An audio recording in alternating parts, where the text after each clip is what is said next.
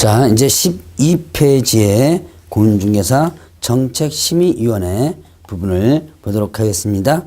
자, 일단 16번 보겠습니다. 자, 다음은 공인중개사 정책심의위원회에 대한 설명이다. 옳지 않은 것은 했습니다. 자, 1번에 공인중개사의 업무에 관한 사항을 심의하기 위하여 국토교통부에 정책심의위원회를 둘 수 있다. 자, 여기서 일단 맞는 내용이에요. 그러면 이제 요거를 문장을 한번 바꿔봅니다. 자, 공인중개사의 업무에 관한 사항을 심의하기 위해서입니다.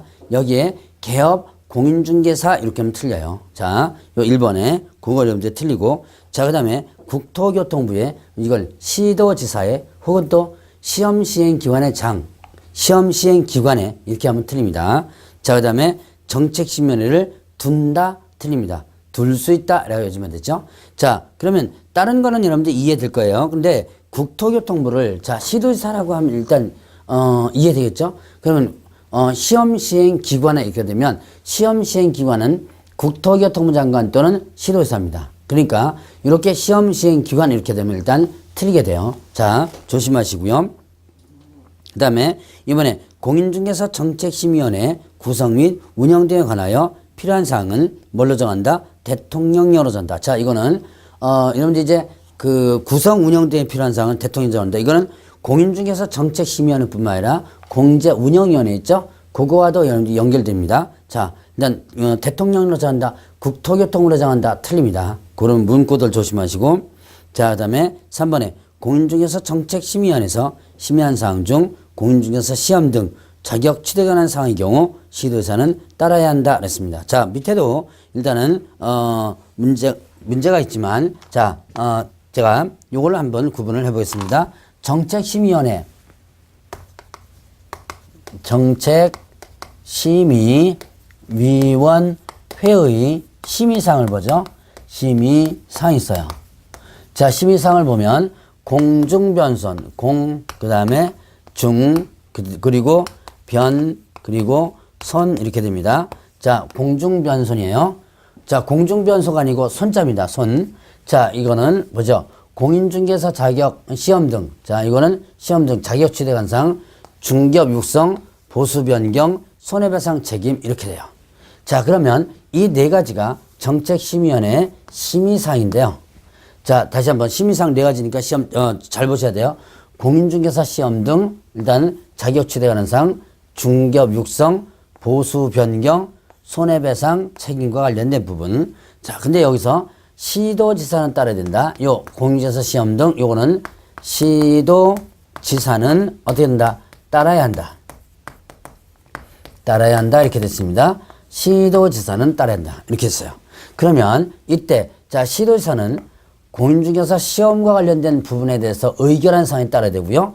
중개업 육성이나 보수 변경이나 손해배상 책임 이거는 따를 필요가 없죠. 그럼 이제 여기서 또 이렇게 나옵니다. 자, 심의위원회 심의한 사항에 대하여 시도지사는 따라야 된다 이렇게도 틀린 거죠. 자, 그래서 이런 문구들을 여러분들이 잘 한번 보시고 넘어가시면 됩니다. 자, 그러면 일단은 3번도 일단 맞는 내용이죠. 자, 그러면 4번에 공인중개사 정책심의위원회는 위원장 1명을 포함하여 11명 이내에 위원으로 구성한다. 자, 언뜻 보면 맞는 것 같은데요. 뭔가 하나가 빠져있죠.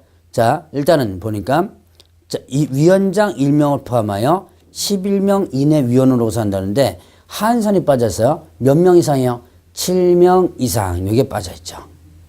7명 이상 이게 빠져있다는 거 여러분들 좀 기억을 해 놓으셔야지만 됩니다. 자, 그러면 이제 5번 보죠. 정책심의위원회 위원장은 국토교통부 제1차관이 된다. 자, 정책심의위원회 위원장은 국토교통부 장관이 된다. 틀립니다. 제1차관이 된다. 자, 2차관과 1차관이 제2차관이 된다. 틀립니다. 제1차관이 된다. 자, 이렇게 구분을 해놓고 넘어가시면 됩니다. 자, 이거 제가 이렇게 구분하는데요. 아, 이런 것까지 나오느냐 그러는데요. 실제로 보면 이런 문제까지도 나옵니다. 그렇기 때문에 별거 아닌 것 같아도 하나하나를 잘 구분을 해서 놓으셔야지만 돼요. 자, 17번 보죠. 다음 중 공개서 정책심의위원회 의결사항에 해당되지 않는 것은 했습니다. 자, 제가 칠판에서 잠깐 했던 게 있죠. 공중변손 있죠. 자, 다시 한번 연습합니다. 공인중개사 시험 등 자격 취득에 관한 사항, 중개업 육성, 보수 변경, 그 다음에 손해배상 책임 이렇게 되죠. 자, 그럼 부동산 거래 신고 제도에 관한 사항은 해당되지 않죠. 자, 이건 뭐 금방 일단 기억해 놓고, 자, 18번 문제 보겠습니다. 공인중개사 정책심의위원회에 대한 설명으로 옳지 않은 것은 1번에 위원회 임기는 2년으로 하되 위원회 사임 등 서로 위촉된 위원회 임기는 전임 위원회 남은 기간으로 한다. 이건 뭐예요? 소위 말하는 보궐위원이죠. 보궐위원회는 일단 남은 기간으로 한다. 맞고요. 임기는 몇 년이? 2년이죠. 자, 특히 여기서 자, 연임 규정이 없다. 연임할 수 있으며 뭐 이렇게 하면 틀려요. 자, 그래서 공인중개사 정책심의위원회는 연임 규정이 없습니다. 자, 그러면 공제 운영에는요 연임 규정이 있죠. 1회 하나야 연임할 수 있다라는 규정이 있습니다. 그런 차이점 구분해 주시고요. 자, 그 다음에 이번에 보면 위원이나 위원이 속한 법인단체 등이 해당 안건의 당사자의 대리인이거나 대리인이었던 경우 심의위원회 심의위원회의 심의 의결에서 제척된다. 알겠습니다. 다음 지금 여러분들 이제 2, 3, 4, 5번에서 용어 하나 나오죠. 제척, 깊이, 자, 그 다음에 회피. 이거를 잘 한번 구분을 해 보시기 바랍니다. 제척은요, 이거는 배제시키는 거고요. 자, 이거는 의미를 여러분들 잘 파악해 놓으셔야 돼요. 제척은 배제하는 거고, 깊이는 자, 배제를 요구하는 거고요. 누가 요구하냐면 안건의 당사자가 요구합니다. 회피는 스스로 배제하는 겁니다. 스스로 배제하는 거 이렇게 돼요. 자, 보죠. 제척 이거는 배제하는 거다. 배제하는 거. 자, 일단은 이거는 위원과 안건의 당사자가 서로 관계가 있는 사람일 때, 자, 부인이거나 부인이었던 자거나 아니면 또 친인척이었거나 친족이었거나 아니면 또 뭐 대리권을 수여받은 사람이었거나 용역을 받았던 사람이거나 이렇게 위원과 안건의 당사자가 어떤 관계자일 때 그때 어떻게 한다? 자, 이 안건의 위원은 어떻게 된다? 그 의결에서 빠져야지만 됩니다. 이게 빠져야 된다가 일단 배제하는 거죠.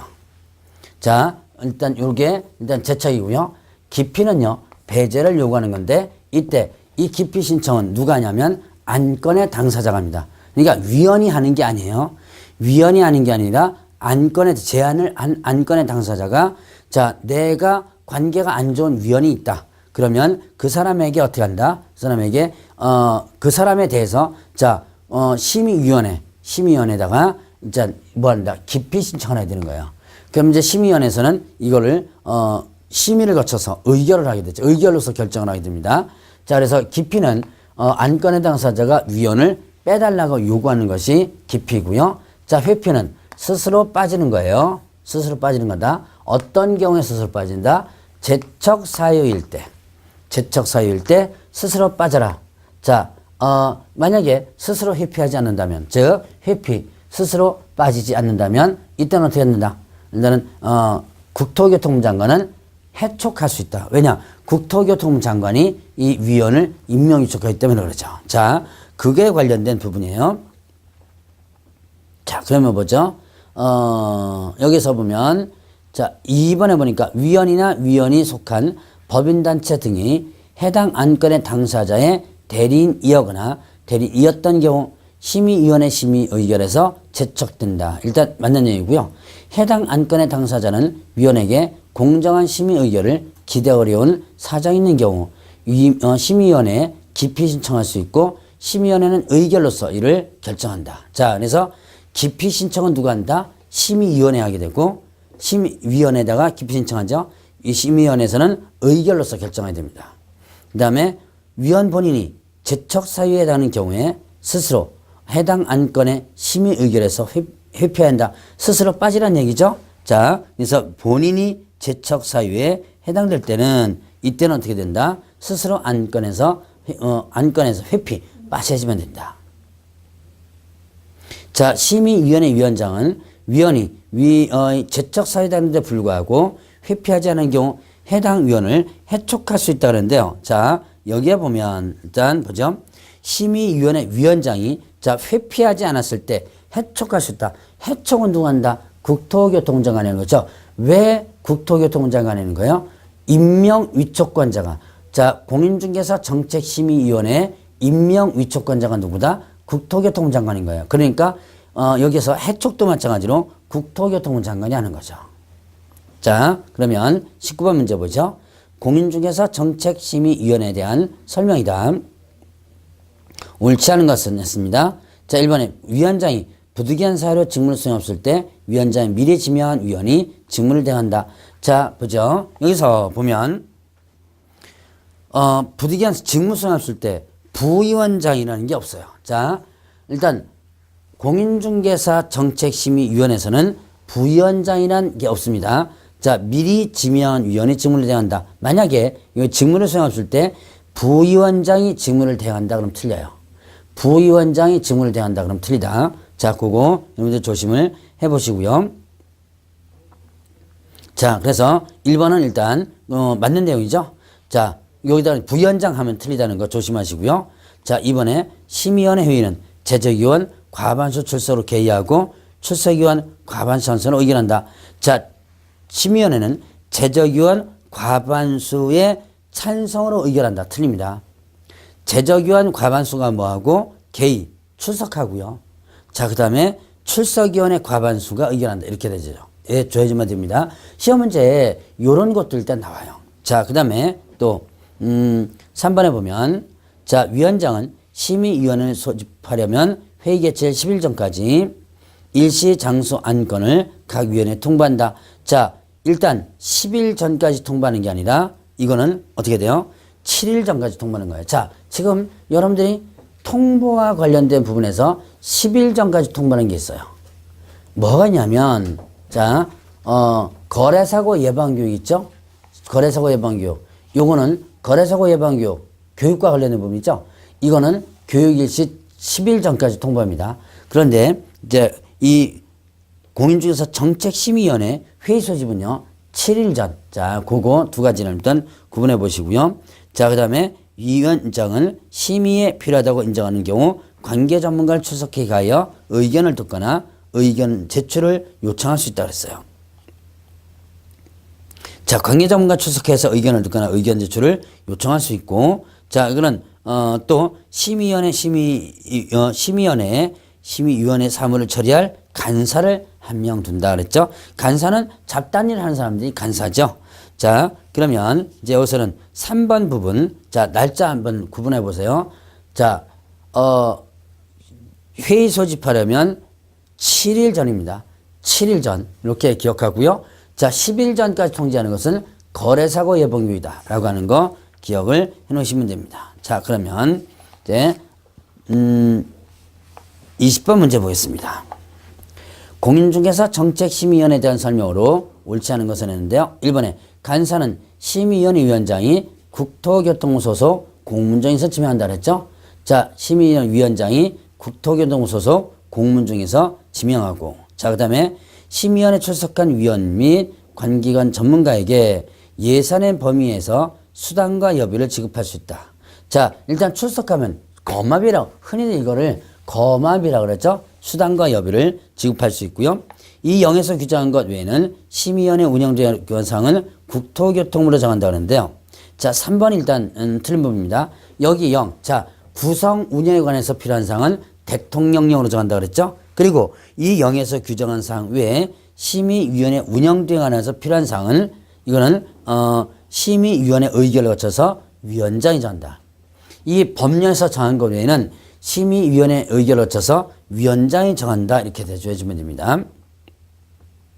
그래서 3번 부분이 일단은 여기서는 틀린 부분이겠네요. 자 4번에 위원장은 심의위원회 회의를 긴급하게 개최하거나 부득이한 사유가 있는 경우 회의 개최 전날까지 통보할 수 있다. 자 일단은 이거는 부득이한 사유인 경우에는 전날까지 통보할 수 있다 그랬죠. 그러니까 며칠 전까지 통보해야 되는 거예요. 7일 전까지 통보하는 건데 자 일시 장소를 7일 전까지 통보하는 건데 그런데 여기서는 어떻게 한다? 긴급한 사안이라면 전날까지도 할 수 있다. 자 위원장은 심의위원회 대표하고 업무를 총괄한다 그랬죠. 위원장의 역할이에요. 자, 그러면 21번 문제 보죠. 공인중개사 법령상 공인중개사 정책심의원에 대한 설명으로 틀린 것은, 자, 일단은 위원장은 국토교통부 제1차관이 된다. 앞부분의 문제에서도 나왔죠. 국토교통부 장관이 된다. 틀리고요. 국토교통부 제2차관이 된다. 그러면 틀립니다. 자, 그러면 이번에 심의위원회는 위원장 1명을 포함하여 7명 이상 11명 이내 위원으로 구성된다. 자, 위원장 1명을 포함하여 7명 이상 11명 이내. 자, 여기서는 일단 뭐죠? 숫자 나오는 거 7명 이상. 요게 빠지면 틀리다 그랬죠? 앞 문제에서 한번 비슷한 문제를 봤을 겁니다. 자, 그 다음에 3번에 심의위원회에서 중개보수 변경하는 사항을 심의한 시도사는 이에 따라야 한다. 자, 지금 시도사는 따라야 된다라는 것이 뭘 따라야 된다 그랬어요? 자, 시험 등 자격 취득에 관한 사항 있죠? 그거를 따라야 된다 그랬죠. 4번에 심의위원회는 위원이 해당 안건에 대하여 연구 용역 감정을 한 경우 심의위원회 심의 의결에서 제척된다. 자, 그래서 제척 사유에 일단 해당되는 부분 있죠? 해당 안건에 대해서 연구 용역 감정을 했다면, 자, 그러면 또 이제 위원장이 부득이한 사유로 직무 수행 없을 때 위원장이 미리 지명한 위원이 그 직무를 대한다. 이것도 조심해야 돼요. 위원장이 부득이한 사유로 직무를 수행할 수 없을 때 부위원장이 직무를 대한다. 그럼 틀려요. 여기는 부위원장 제도가 없습니다. 자, 그러면 이제 중개대상물 부분 보죠. 자, 일단 다음 중 공인중개사 법률에서 나온 중개대상물이 아닌 것은 했습니다. 자, 중개대상물이 아닌 것은, 자, 그러면 보죠. 중개대상물 부분 토지 중개대상물을 한번 구분해 봅니다. 자, 토지, 그 다음에 건축물, 그 밖의 토지에 정착물이 있었죠. 그 다음에 임목, 그 다음에 광업재단, 그리고 또 공장재단 있죠. 공장재단 있겠습니다. 자, 토지. 자, 여기에는 일단 대토권은요. 자, 이제 관련되는 거 한번 쫙 묶어보겠습니다. 여기에, 자, 대토권은 중개 대상물이다, 아니다. 대상물이 아니다. 자, 그 다음에 건축물 부분에서 보면, 건축물 부분에서 중개대상물이 되게 할 요건 민법상 건물이 준다. 그래서 민법상 건물이 아니라면 중개대상물이 아니라 그랬죠. 자, 그럼 민법상 건물이 아니다. 자, 뭐가 있었어요? 세차장 구조물. 기둥은 볼트로 이렇게 채워져 있고요.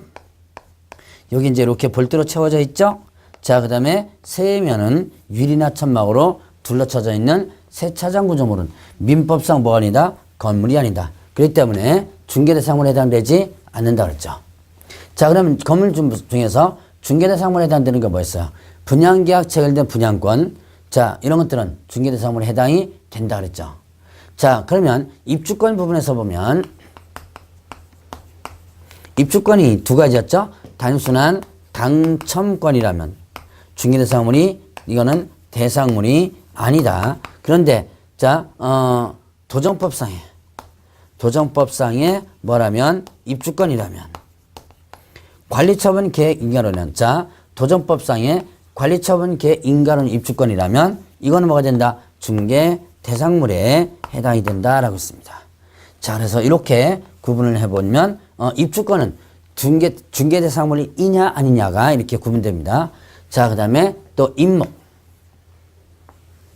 광업전도 공장전인데요. 자, 그거는 이제 해당 부분에 가서 한번 조금 더 설명드리도록 하겠습니다. 자, 그러면 보죠.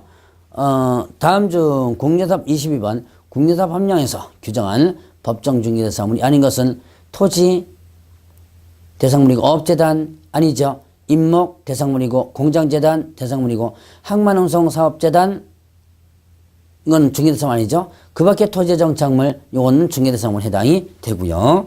자, 그러면 결국은 어떻게 된다?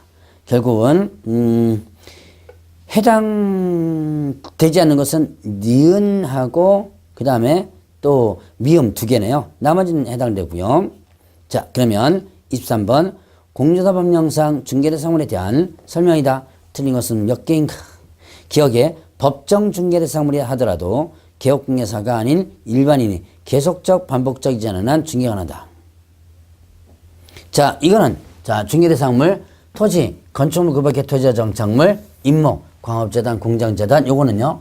일단은 일반인이 중개를 해줄 수 있는 거예요.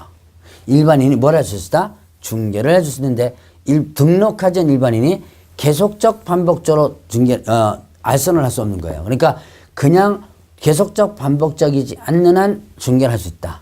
일반인이. 그럼 일단 무등록은 아니죠. 자, 그래서 중개가 가능하고요. 계속적 반복지 않는 한 개업공개사가 법정 중개에서 외의 것을 중개해도 특별한 법적 처벌을 받지 않는다. 자, 5가지죠. 토지, 건물, 임목, 광업재단, 공장재단 5가지 외에 중개대상 아닌 거 뭐 있을까요? 뭐 어업재단, 항만운송 사업재단 이런 거. 그 다음에 건설기계, 그 다음에 자동차 뭐 이런 게 있어요. 자, 그 다음에 또 권리금. 자, 이건 중개대상물 이다 아니다? 아니죠. 이런 것들을 알선해도, 그러나 이건 알선해도 중개사법 위반은 되지 않는다. 자, 그 다음에 디귿에 법정 중개대상물은 무등록 업자를 구분짓는 규정이기도 하다. 자, 이건 뭐예요? 등록한 자가 이거를 계속적 반복적으로 알선한다면 뭐가 되는 거예요? 등록한 자가 이것을 계속적으로 반복적으로 알선한다면 일단 적법한 행위가 되는 거죠. 그러나 등록하지 않은 자가 이것을 계속적 반복적으로 알선한다면 이거는 소위 말하면 뭐가 된다? 무등록 업자가 되는 거예요.